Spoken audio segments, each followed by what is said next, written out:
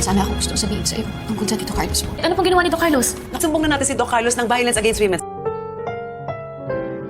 Ang susunod na programa ay rated PG.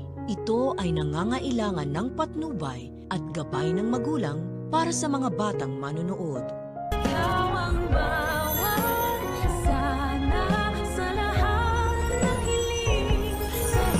Or itutuloy niya na yung plano niya na pag-disinherit sa'yo. And then, ikaw din yung sabi dito.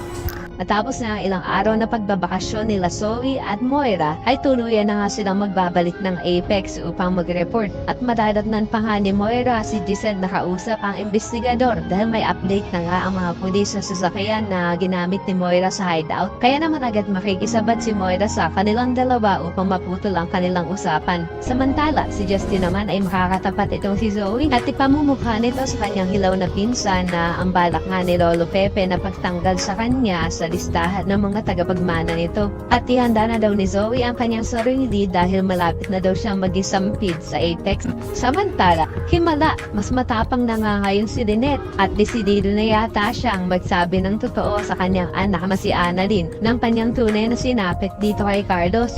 Matapos nga ang announcement ni Annalyn sa kanyang ina ng kanyang good news na kasama siya sa mga listahan ng pupunta sa Japan, ay dito na emosyonal at mangiyak-iyak na sasabihin ni Lynette sa kanyang anak na meron daw siyang ipagtatapat tungkol sa kanyang Tito Carlos. Pero mapapansin naman natin na papalapit ng papalapit si Doc Carlos sa kanilang dalawa.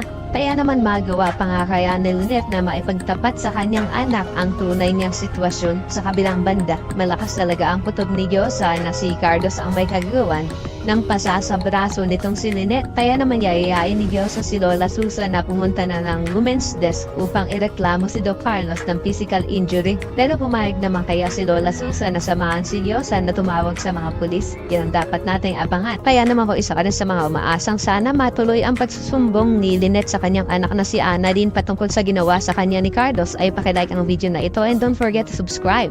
Thanks for watching and see you next time. Bye-bye!